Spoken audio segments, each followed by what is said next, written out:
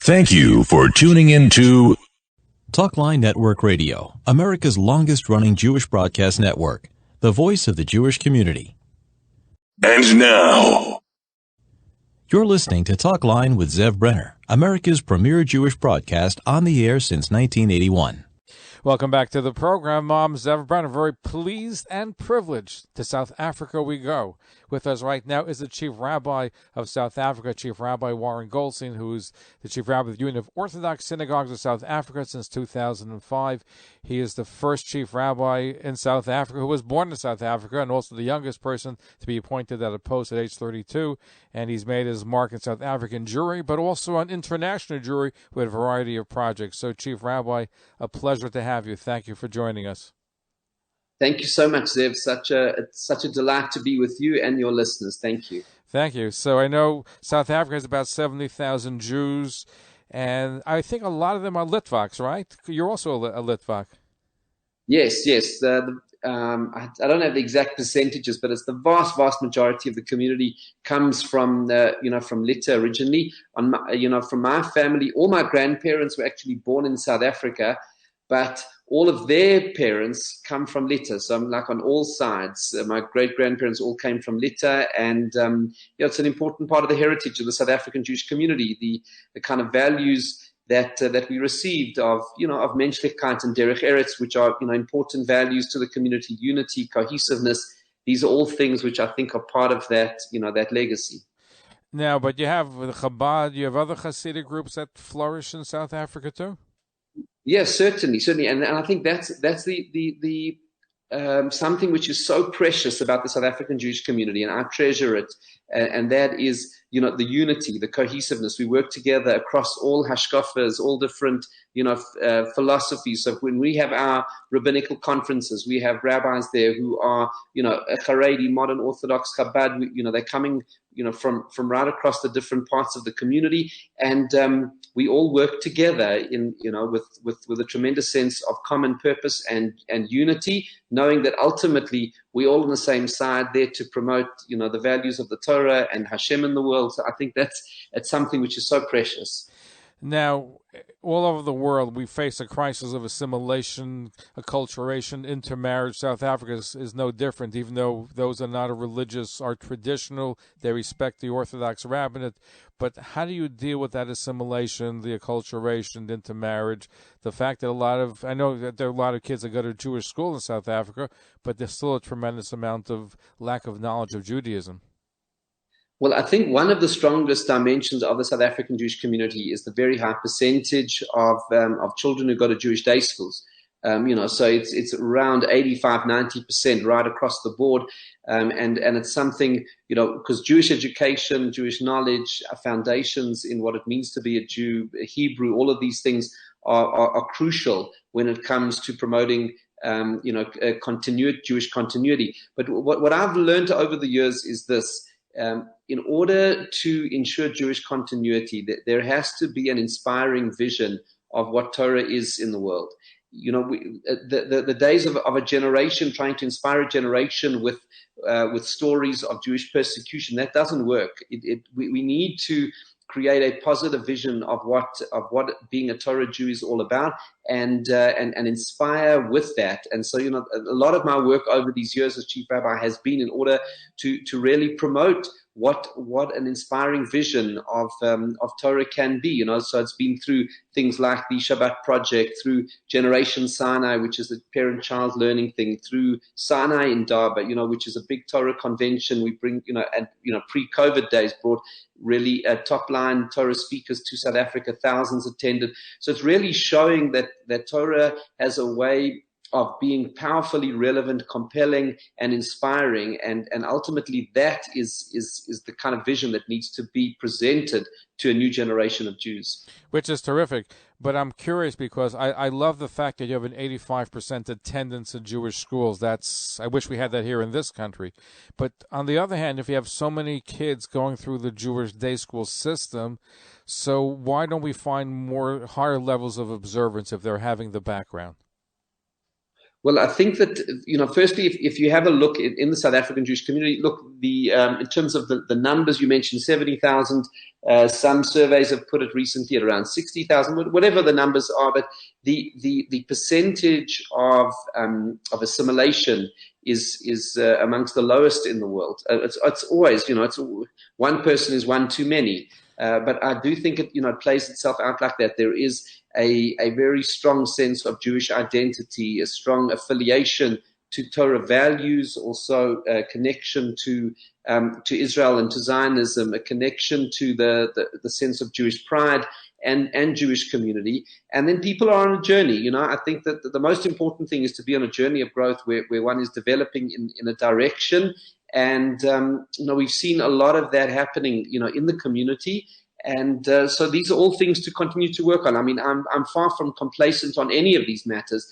And the primary focus of my work is really around reconnecting people and exploring ways that people can deepen their sense of Jewish observance, identity, knowledge, all of these things, which are absolutely crucial. So there's no complacency. It's all about the work, but the work needs to be done, with joy and with inspiration. So I think that's the key. Now, listen, don't get me wrong. I think the fact that you have such a high percentage of kids going to day school is fantastic. That's why you have a low rate of intermarriage.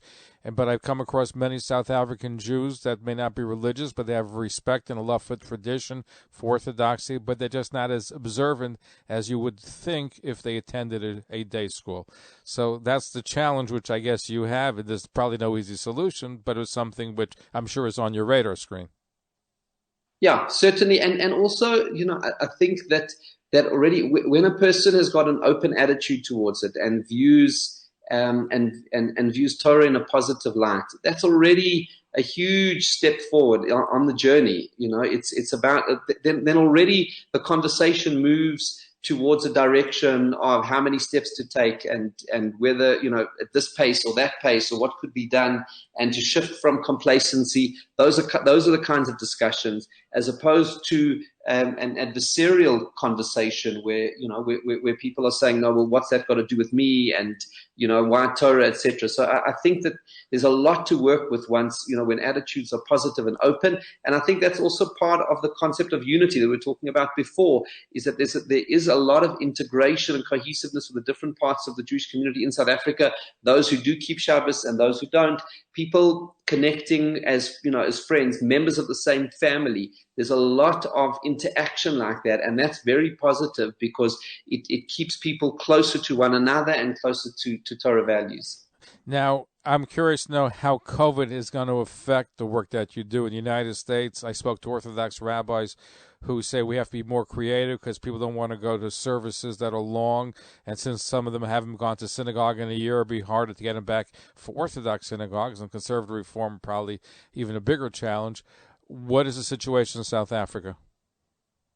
Yeah, look, we've been, for everybody. This is the remarkable thing about the COVID crisis, is that the whole world is in the same boat in one form or another. And over the last 12 months, what has been something that I'm proud of our community is the cohesiveness. So that, we went into hard lockdown about a year ago, and then the president reopened the country in the beginning of June. We actually worked together with my Beis Din and Rabbonim, and we held our shuls closed for another 2 months after the president allowed it to be open, because the medical team that we had set up, was of the view with the infection rates surging that it wasn't yet safe yet. And then we returned at the beginning of Elul, and the shuls have been remarkably disciplined, with mask wearing, with social distancing. So we worked very hard at that as a community, to prioritize pikuach nefesh, and as a top priority. Have the numbers been going up again? People going to shul has been like before COVID, or the numbers are down? Well, the shul attendance numbers are obviously, dramatically down. because, and here is the thing. Firstly, we've had restrictions in terms of numbers allowed to attend, which are government regulation restrictions, but also, that for people there are people who are in high risk groups who sometimes don't feel comfortable to come. There's also, with the social distancing and the masks, it puts people off. So I do think there is a big challenge, not only in South Africa, but globally, about reviving Jewish life post-COVID. And I think that once the world is vaccinated and people feel much more relaxed about it, then we'll be able to start that rejuvenation process. And I think in a certain sense, what will be working in our favor is that people after COVID are going to be looking for that social connection. And we need to, capitalize on that. There is a journey ahead, and I don't think it's going to be easy at all. But there's no choice. We have to just put our heads down and find ways of reinventing and making shul relevant again to people. I do think the social element is going to draw people in, because they're going to be thirsting for that social community dimension after all of the loneliness of the last 12 months. I hope so, especially for singles, that'll be the case. But I've spoken to rabbis, at least in the United States, they are concerned, and they said that the shul has to be more creative, be short of davening, maybe more singing, maybe some other thing to get people in there, but they figure the way it was before won't happen again. So that's what my question to you was, is that will services be different post-COVID, shorter services, different stresses to get people to come back? Look, I think everything, we're going to have to experiment with all of these different things, and also it's going to depend from one shul to another. I think that there's some people who prefer something shorter, some prefer something longer. I think, to me, the key is, it's not about working out the length of the service. It's really, and this I think is the key for the future, is for making a paradigm shift from viewing congregants as consumers of a product to actually becoming partners in making it work. And that, to me, is the big shift. That's something that I've been starting to talk about a lot, is the idea that people who come to shul and who are members of a community, members of a synagogue, should not be viewed as passive consumers, not by the leadership of the shul, and not by the people themselves. We need to shift the model here. It should be a model of partnership, where people have a sense of ownership and connection to the shul, where they're involved in arranging chesed programs, learning groups, support groups, whatever it is. It's only when people feel connected with a sense of ownership will it be that. If one just views people as consumers and you're looking to make the product as appealing as possible, that's not a healthy dynamic, I don't believe, for the future. The dynamic has to shift into one of partnership. Our guest is Chief Rabbi Dr. Warren Goldstein, Chief Rabbi of South Africa, and we're looking at some issues not only affecting South African Jewry, but around the world. He also has a PhD in human rights and constitutional law, and I know, Chief Rabbi, that you're also involved in fighting crime, which is not necessarily a rabbinical position, but I understand that you're heavily involved with that in your community.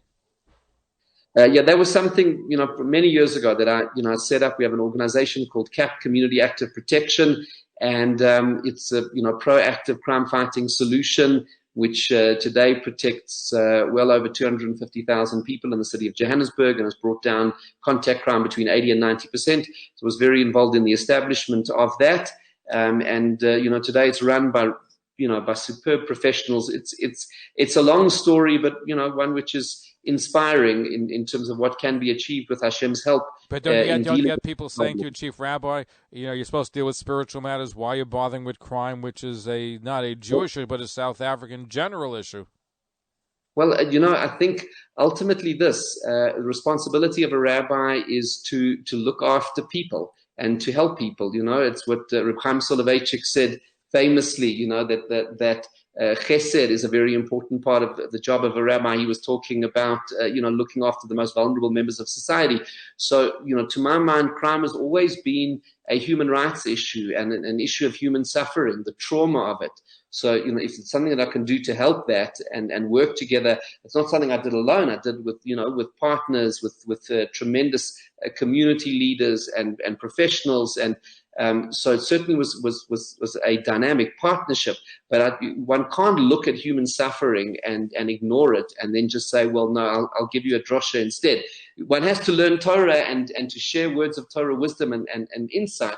But at the same time, part of key Torah value is helping people and alleviating human suffering.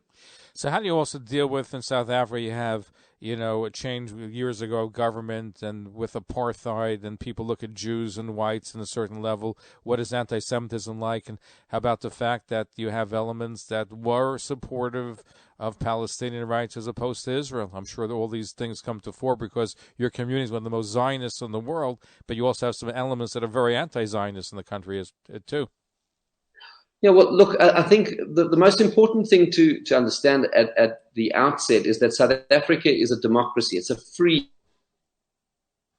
country. You can say whatever you wish and participate in the debate without fear or favor. When President Jacob Zuma was the president before this current president, and he was involved, and there were a lot of accusations of corruption, I joined some of the marches against the president without fear of any consequence for me or for the Jewish community. So it's a free, open democracy. So that's, I think that's number one. In the space of that free democracy, there are a lot of debates that happen. So the position of the South African government, unfortunately, is skewed away from Israel, and I think unfairly so.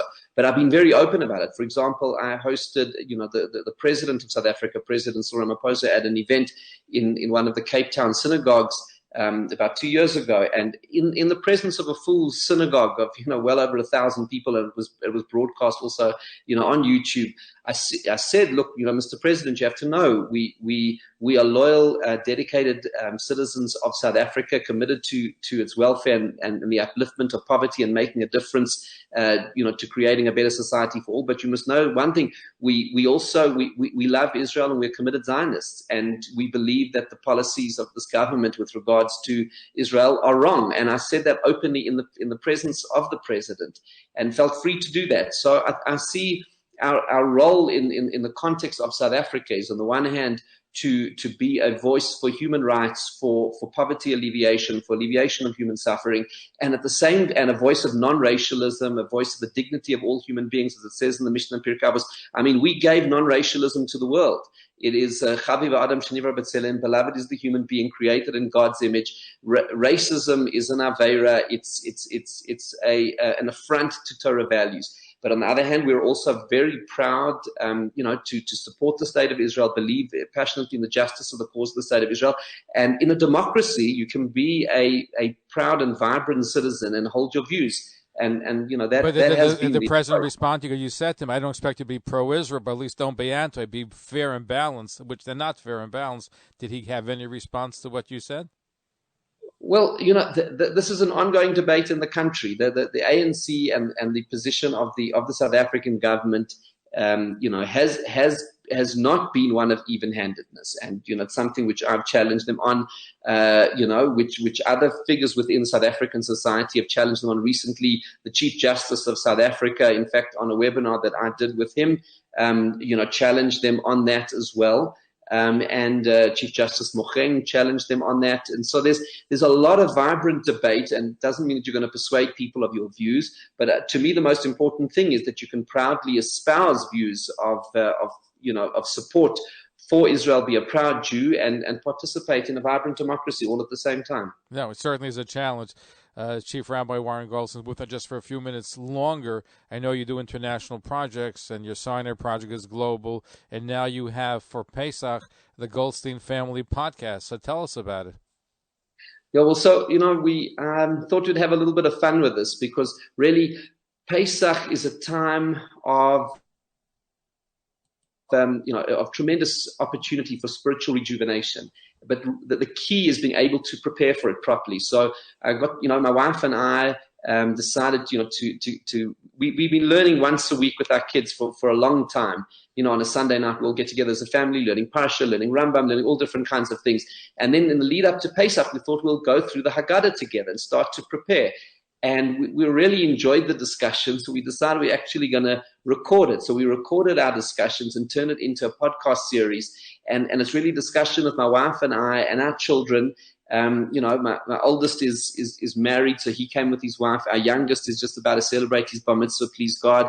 And we're all around the table chatting, and we went through the Haggadah from start to finish, and we recorded it. It was obviously, edited and, packaged nicely so that people could enjoy it. But really, the idea is to take people through a journey of different ideas of the Haggadah, but through the debate and the discussion of a family, so that it would be an impetus and a catalyst for people to start to think about the Pesach and enjoy this process. And, so we thought we'll share some of our discussions. And we had a lot of fun doing it. And I think that's so important, for families to connect around Torah, that it should be something which is fun and vibrant and relevant. And we had, many discussions about the matzah, the maror, dayenu, the four sons, manishtana, everything we covered. And we moved quite quickly through it, and everyone giving their different opinions. So it was something which we found really, for us ourselves, we found very inspiring, that discussion. So we wanted to share it, and I think it makes it a sort of unique podcast experience, where instead of just being one or two voices, you have a whole bunch of voices around the table, different questions, arguing up and down, and then you really, by the time you come to the end of the series, you've got I think a really powerful framework for understanding the Haggadah, because one of the things that I was trying to guide the discussion around was really looking at it holistically and from a thematic point of view, and seeing how one part of it connects to the other. But I think the most important thing is the sense of preparing for Pesach, and not just walking in to Seder night without any preparation from a mindset point of view. So how can people access it? How can people find the podcast? So it's called the Goldstein Family Podcast. You can get it on one of the various channels that you get your podcasts. If iTunes, Spotify, it's in all those different channels. You can also get it on my website, chiefrabbi.co.za. You'll be able to find it there as well. But you can get it on the normal podcast channels. And I think that it's really a call. I mean, I think it's a lovely podcast, and I think people will enjoy it. And you can listen to it while you driving or cooking or whatever you're doing over the next few days after Shabbos. To really prepare for Pesach, so it's convenient to listen to. But it's also making a statement, which is the importance of family dialogue around Torah values, the importance of nurturing relationships, of an openness between parents and children to be able to go through Torah ideas, the importance of preparing for a Yom Tov, not just to go in by, only preparing on the food side and the house side, which is obviously a big mitzvah and very important, but also to go in from the ideas and the inspiration and the message, so that the Yom Tov is also a transformational experience. So I think that, it's got all of those different elements to it. And, I hope that people will enjoy and get benefit from it. I recommend people go to it, hear it. We thank you for being with us the first time. We hope you'll join us again. I enjoyed our conversation, so much more that we have to discuss. So I want to thank you, Chief Rabbi Dr. Warren Goldstein, the youngest Chief Rabbi in South Africa, originally from the first one that's from South Africa to be there. He has a PhD in human rights and constitutional law, beloved figure in South Africa. He's an author, commentator, vocal defender of Israel, as you heard. And he has a book out, which I neglected to mention. We spoke about the Litvaks, Rabbi Goldstein. That's the legacy to teaching for life from the great Lithuanian rabbis. So is there going to be a follow-up companion guide to that? Well, I'm busy. I've just finished writing a book about Shabbat, because, a lot of the work that I've done over the last number of years has been through the Shabbat project and spreading the message of Shabbat.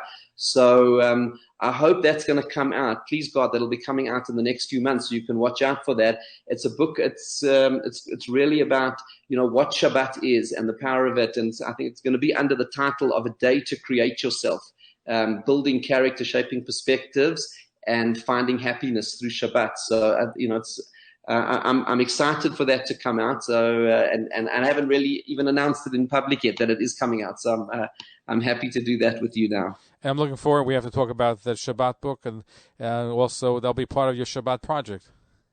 Yes, absolutely. And, so I think, the Shabbat project has really been about spreading that message of Shabbat around the world. And people have embraced it, because Shabbat is such a compelling mitzvah for our times. That really it has an energy and an inspiration that just pulls people magnetically. Final question. There used to be an expression, Shomer Shabbat, which was used to describe Orthodox Jewry. At some point, that fell more into disuse, and people use the word Orthodox more than Shomer Shabbos, at least in the United States. I don't know if it's the same as in South Africa. Sorry, I don't understand the question. In other words, it used to be that people were called a Shomer Shabbos. The word Orthodox wasn't used as much. At least in America, you don't hear the word Shomer Shabbos as much as Orthodox when you define somebody who is observant of mitzvos. That's in the States. I don't know if it's the same thing in South Africa, but there used to be a time when you were called Shomer Shabbos as opposed to just Orthodox. I think Orthodox has supplanted that. To me, what's such an important message, and it's the key message of the Shabbos Project, and that is Shabbos belongs to every Jew, and that it's accessible to every Jew. You know, the Shabbos Project came with a message that said any Jew can access the magic of keeping an entire Shabbos from start to finish, be totally immersed in it, be inspired by it, and I think that it's the heritage. It's, you know, the Gemara calls it the matana, the gift that God gave to the Jewish people. It is the heritage of every Jew in the world, and you know that the message of the Shabbos Project is let's all enjoy this incredible gift from Hashem. Chief Rabbi Dr. Warren Goldstein, thank you for joining. We look forward to having you back. Thank you so much. They've been great to be with you and your listeners. Thanks for listening. Talkline radio and TV with Zev Brenner is just phenomenal. Everybody concerned about the Jewish community should listen and watch. He has the best guests. He asks the most interesting questions. He's always so well prepared. It's talk radio and television from a Jewish point of view at its very best. To advertise on the Talkline network and Talkline's email and social media blasts reaching over 70,000 people, please call 212-769-1925, extension 100. That's 212-769-1925, extension 100. Or email info@talklinenetwork.com. Talkline Network Radio, America's longest-running Jewish broadcast network, the voice of the Jewish community.